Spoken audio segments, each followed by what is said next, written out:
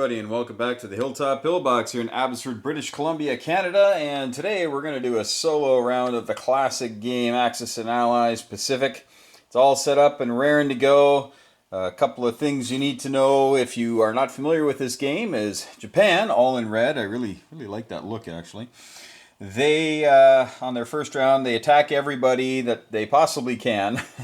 Because all the defenders fire at a 1, except for the Chinese. All the Chinese infantry are at a 2. So there you have it. But everybody defends at a 1. And so they go out and they basically try to get everything they can. Now the goal for Japan is not to take over the map. The goal for Japan is to get 22 victory points. And how do they get 22 victory points? Well, they have this little counter here. And for every 10 production certificates, or $10 that they get in a round, they get 1 point. So at the end of round 1, if they have 26, they'll get 2 points. If at the end of the next round they have 31, they get another 3, and on and on and on it goes. And typically what you want to have in the first round is you want to try to get them at least 2, but try to get them to 3, and then try to get 4 on the second round if you can. Try to get them up to 40 if you can. And then after that, if you can hold the 4 for 1, and then it's 3, and then 3, and 3, and 2, typically it's a win. Like Japan actually does pretty well at this game. They have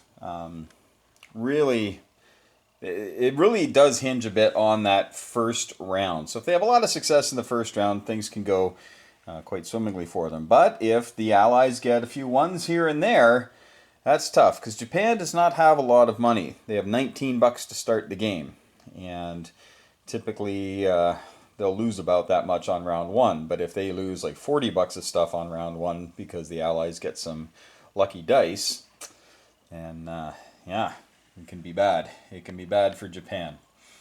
All right, well, here we go, and we'll let you know how round 1 goes right after this. All right, heading into round 2, and a bit of a slower start for Japan this time. We'll find out if that comes back to bite them in the butt. They only got 28. I typically get 31, but this time something inside said, nah, let's not overreach on the first round. And they still got lots of stuff. Had a couple of losses. When they attacked Hawaii, they lost 2 subs. The Americans rolled 2 1s. And so the Japanese lost a couple of subs, and then they lost a fighter. So that was a pretty bad round for them there. But as you can see, they took most of the interior here. They were able to capture Guam and come down here and capture the New Britain. That's it, New Britain. And of course the money from Dutch Celebes and Borneo. Pushing into China, all successes, but again not without loss. And the Chinese have retreated to basically stand their ground, bulk up in force, and move out at some point when opportunity affords. In the southeast here, there is a lot of Japanese firepower, but no money. All right, no money. Like $1 for Burma, Szechuan. Like it's just not a lot of money. 5 if they can get to Calcutta, which is very rare in this game. The money, again, is the money islands. So Sumatra's worth 3 and Java's worth 4. So that's pretty important stuff. They want to grab those this turn, and they likely will. The Americans, if you don't know, can build in Hawaii here. And when we started playing this game, America would just end up steamrolling Japan just by building in Hawaii, a bunch of heavy hitters, and come in and wipe them out. And so we put build limits, or we actually canceled it to make it more of a game. But then if you cancel it, Japan never gets beat. But if you put build limits, it's kind of 50-50. So I haven't put a build limit on this game. I'm going to just go out of box on this one, and they can just build whatever they want and head west. So that's round 1. A few losses unexpected for the Japanese. There was a counterattack here in Dutch New Guinea. The Japanese had 2 units in there, and the British came in there. They walked in artillery and a man from here and brought a fighter, and the people in Dutch New Guinea got 2 hits on them in the first round, so that was a big fat retreat. Okay, that's what we've got so far. If you don't know how China works, they've got 1 for the Szechuan, the big thing here, one for Sakang and one for the Burma Road. So one infantry for each of those as long as they have them, and they will typically be down to 2 in not too long of a time. All right, round 2 coming up. Will Japan continue to expand? Well, they better, because 2 points per turn ain't going to cut it. Let's see what they do. All right, round 3, and boy, did we have some mutually assured destruction going on today. Look at this. The Japanese carrier fleet is gone, and the American contingent I had up there, it's all gone. 2 battleships remain. This is the build for the Americans, was 5 transports, artillery, and infantry combined. So that's what they're headed off to exact some revenge, I guess, but it's going to take a couple of turns before they can start really getting into the Japanese mindset. Now, we've got the Japanese having captured one more money island. Couldn't get to Java, though, with transports. They were blocked, unfortunately, so they couldn't get there. So next turn will be the assault. The British lost their little fleet down here, attacking here. There was a loaded carrier, and the British lost their carrier, fighter, sub, and destroyer, or maybe two fighters. Lost all of it. So really, like, the board is pretty empty here. It's pretty empty. A little bit of fleets getting built up here, but if we look over here at the money, America's always going to be a powerhouse, right? But they've got to build big ticket items, so that kind of hurts. But India here has 8, and they'd only have 6, but I snuck a guy into Shan State to take $2 for this round, but he's now going to die. And we have the $12 from the convoys. Now those get divvied up however you would like. So we've got $5 for the British convoy here, $3 here, and $4 here. And that gets divvied up amongst the British contingents, so or combatants, pardon me. So the from India or Australia get to divvy those up. And so that helps a little bit, and the Japanese haven't gone after those yet, but they certainly will this turn. So that's going to disappear. And Australia has gone down from 20 down to 15 with the loss of a couple of islands. So, and when Java gets taken, that's going to knock it down another 4, so they'll be down at 11. So essentially what you see is what you got for the British in this game if the Japanese want to throttle them. If they really want to make life difficult for them, they do. The Chinese up here just hanging tough, no punching out, just bulking up, bulking up, bulking up. All right, round 3 coming up. And I guess we're going to find out if these little discs are going to move around a bit. I think they will. Round 3's in the books, and the Japanese are a little bit behind where they normally like to be. Only at 8 points right now. They need another 14 to secure a victory. And the Americans are charging hard here. So we'll just take a look here, building more transports and whatnot. Naked carriers, so we're going to have to build some more fighters for that bad boy, but the money just ran out. So we got 3 loaded carriers there, 5 here that just came in and took these islands away from the Japanese, and also came down here to load up in this area. And the Australians are starting to flex a little bit, but still can't venture out too far. There's it's just not worth losing a lot of equipment that they cannot replace very easily. Japanese got the British convoy here. They had the British convoy there, but of course that was taken over. So the convoy money is down to $9 from 12, and will be for a little while. This one's hard for the British to get back, and they'll get this one here. The Japanese will this next turn. The Japanese were able to take Java, lost nothing. So they still have 2 full transports worth of stuff. And again, Australia, if it branches out, sometimes they can get attacked. And again, very difficult for them to recuperate from a big loss. Up here, pushing out a little bit from India, trying to flex a little bit. And the Japanese have, of course, lots of stuff here to respond with. Chinese again, I'm playing defense with China. Just building up. They're still getting 3 guys a turn, so they've got an extra 9 boys on there from the start of the game. Japanese landing some tanks here in Shantung that also have some infantry, of course, and a couple of transports. So they're going to be able to scoot around a little bit. A couple more transports at home for the Japanese, loaded carrier, battleship, a couple destroyers, sub. So nice, decent home fleet to answer the inevitability of the American Pacific Fleet showing up. So that's where we are now after 3 rounds.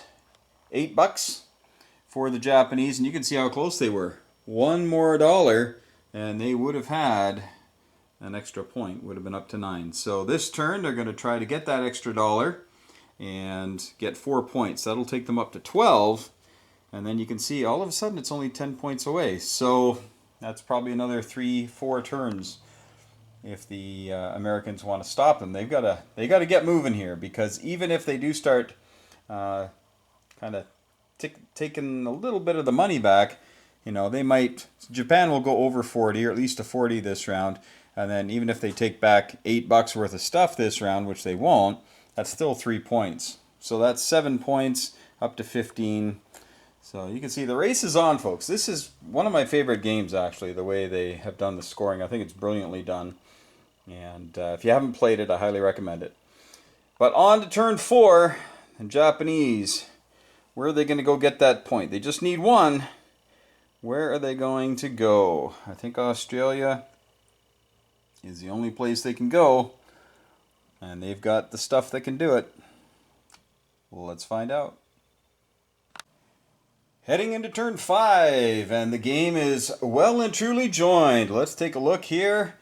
The Americans, a little bit of help from the Aussies, have taken control of the center of the board here, but the Japanese are lurking erstwhile, waiting for the time to strike. And yeah, this big fleet is out of range of this fleet, but not this fleet. But that's a little too much. A little too much. So, Japan is going to be a little hard pressed to get back up to 40. Now, they did have 40 this last turn. They came and took Western Australia, but then lost it and only took out 1 infantry as the Australians took it all back. Now, they can do a ding-ding and take the Northern Territory for 1, which will put them back up to 40, which likely they will do. Let's take a look here at the scores. So 39 for Japan, of course, doing quite well. And then here we have, this is the convoy. There's only $5 there right now. That all went to India, I believe, because they are down to 6. They got $11 in the coffers now. And here's America at 73, lost the Philippines, of course, and Australia sitting at 11. And so it is not a foregone conclusion here. Japan is looking pretty good, though. They're going to get pushed back, definitely. But they only need 10 points. And so if they can get 3 in the next 2 turns, that might be enough to win the game, because that'll take them to within 4 points. And as long as they can hang on to 10 points for a couple rounds, they should be okay. Now, as we see here, though, they are going to go up 4 points this round. Unless, no, they're going to go up 4 points. And there really wasn't anything that anyone could do about it. There was no attacks that I could have done that would have helped out too much. So they're going to go from 12 up to 16, which means they only need 6 more points. And they're definitely willing to sacrifice their navy in order to hang on to the empire. Now, up here, the Japanese went into Yunnan, and they destroyed the four Chinese divisions there and didn't lose anything. But then the British came in with their Indian contingent and wiped them out, and only lost 1 boy doing it. So good for them. And over here, the Chinese did a spoiling attack on the tank and the artillery in Singhai, but they lost 2 infantry doing it. But then they sent out a little bit of a blocker. Now this is a story. 8 infantry for the Chinese. There's 7 there right now, but there were 8 infantry for the Chinese in Kwaichao, and there were 5 Japanese infantry in, is this Hunan? Hunan. And so I said, well, we'll do 1 round. And so I rolled 8 of my single-sided white dice versus 5 of the blue dice. Blue dice didn't get any hits, and the 8 white dice, 3 of them got hits. And so I was going to do one attack. I thought I'd lose a couple and not gain anything, but I decided to press the attack, and in the second round wiped him out and only lost 1 boy. So there are 7 angry Chinese divisions here looking at maybe going back to take Hong Kong back, which is a distinct possibility, or pressing the issue in Shantung, Manchuria, and Korea, because there's some sweet cash there that could really cause some consternation to the Japanese. So it is an interesting game. Japan's looking pretty good here, gaining 4 here on round 5. A slow start, but that meant that they have a little bit more kind of holding on at this point. Now, there's a neat rule that you may not be aware of. So with the ports allow you in non-combat to move between 2 ports that you own. And you don't have to have owned them for the whole turn. You could have captured them. So on this turn here, I had the Americans come and land here in New Britain. I think it was New Britain. Yeah. And they came here and did that. And they then, not the Americans, sorry. Yeah, the Americans came and took it with guys from Marshall, I think they were at. They came and took it. But then that meant that these guys could come 1, 2, 3 and load up there, because now they own that, and of course they own Hawaii. So that's pretty sweet. They were able to come all the way down there. And I think some guys even came from Midway, perhaps. So we got some bombers down here. Got quite a bit of firepower. Fortunately out of range of these battle wagons, but they're definitely going to consolidate and try to make an imperial nuisance of themselves. All right, so round 5 coming up. This is really interesting, folks. This game here is it's going to come down to it. I think Japan's got the slight edge because they still got a lot of stuff on the board. There's only a couple of walk-ons. Java, I guess Malay is a walk-on as well, and the Philippines, if you can get past the fleet, is a walk-on. Hong Kong's a walk-on. But even all that would still leave them with at least 3 points, because they're not going to be able to take it all this round. So, yeah, I think Japan's got this, but we're going to try. All right, stay tuned. Let's see what this big monster can do. Well, that was a little bit of a crazy turn. We're going to kind of show you what went on. The Americans, knowing that time is of the essence, just building units with legs. So some bombers getting cranked out of Hawaii. Down here, we have coagulated the Allied fleets and have started nibbling away at the Japanese economy. Not much, though. They're down to 36, so they're still going to get 3 points this turn, even if they don't take anything else. And I don't think they're going to try to overextend.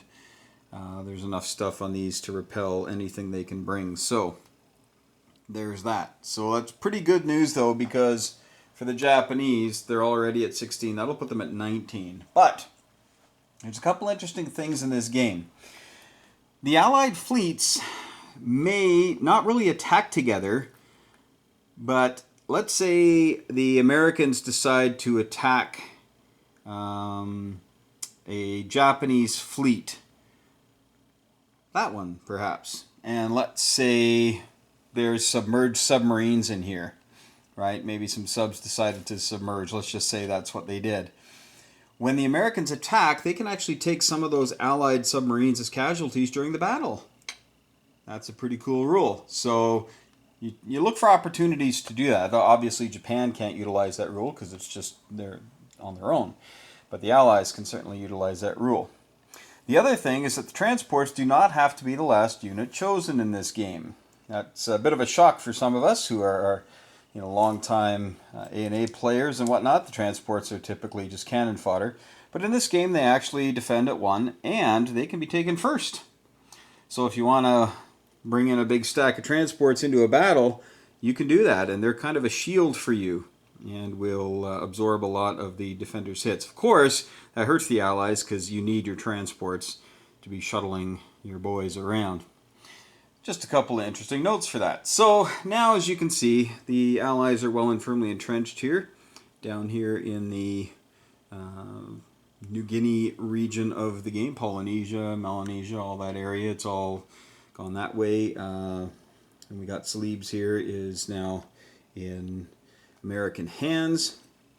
Java's empty. Borneo, Sumatra, they're all pretty light on units. Now up here, we had a couple of minor disasters. Well, one minor disaster for the British. They attacked French Indochina They brought in 2 tanks, a bunch of guys, artillery, and lost everything but the 2 tanks, and all they killed was 2 men and a bomber.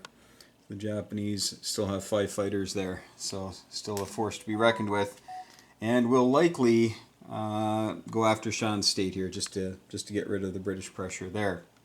But don't hold your breath, maybe we won't. Up here in China, the Chinese have, well, oh, I forgot to actually do the moves. I was sitting here going, you got to do the moves, you got to do the moves. So they're going to be doing that. They're bracketing Hong Kong, right? But they are going to send the bulk of their units into Anhui. And that'll keep the Japanese honest there. Sorry, I forgot to actually do that. And to actually put on their build, they still get their 3 boys. So these guys are definitely moving out into Kwai Chao. Get rid of that.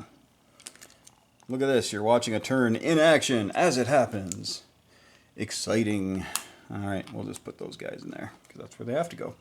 All right. And some more tanks being built by India. And there you have it. So I don't know why I took this off Hong Kong. It ain't over yet. But this is over. That's what I wanted to take off. All right. So now you have the Japanese getting hemmed in here. So there's 2 in Manchuria, 2 in Korea, and I believe 3 in Shantung. So that's 7 points right there. Korea's not really under the gun right now, but it's getting close. So that's 5 points right there. Now, granted, they're probably not going to lose them this turn, but it's getting warmer. Hong Kong, they'll have to decide, do we want to fight for Hong Kong by weakening other areas? So that's a decision they have to make. How hard do we want to fight here? There's 5 points here, right? 2 for Siam, 3 for French Indochina. How hard do we want to fight for that? So there are a number of key decisions for Japan to make, but it comes down to basic mathematics. They want to make sure, well, they're going to get 3 points this turn, and they want to make sure that they get at least 2 points the following turn. Now, they get 3 points this turn. That means they're at 36. They need to get all the way down to 19 if the Allies want to knock them down to 1 point. That is a tall order. I'm not going to say it's impossible, but it's highly improbable. So, what's within range here? Java, Borneo, Sumatra, Malaya, French Indochina, Siam, Hong Kong, Shantung, and Manchuria. So even if they get half of that, so if they get 2, let's round them up here. Oh, that's 3, another 2, another couple there, 2, 3, 10, 12. So the most they can really take down, if things go really, really well, they can get about 15, and that'll drop them down to 21. And that's still 2 points for the Japanese, which is pretty much going to be a victory for them. So on this turn, I think as Japan, what I'm going to do is essentially try to get in the way, clog things up. Now, of course, we're going to be destroying transports wherever we can see them. But we're just going to try to clog things up as best as we can and stop them from getting around. So if we can stop them from getting to Sumatra and Malaya, make them fight for these ones anyway, I think that'll do it. I think that'll probably end the game at that point, because then it's just a matter of mathematics.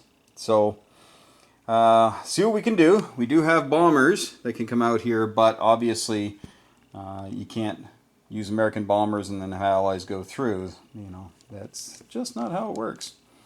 But these transports have to die, so Japan will have to come and attack that. There's only a destroyer present. But all right, well, lots of humming and hawing here. I'll let you know what goes on around 6 right after this.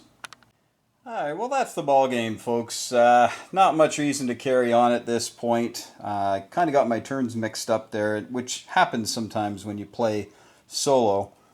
But the Japanese went from 16 to 19 on turn 6, which means on turn 7, whatever they get is what they get. And the Allies couldn't knock them down under 20 or under 30, so they'd only get 2 points. And that was the only option that they had. And so what I've done is I've done Japan's turn here, and you can just see that, yeah, I mean, the Americans can come through and can capture 3, 6, 10. The Allies can come through and take these two, probably, no problem.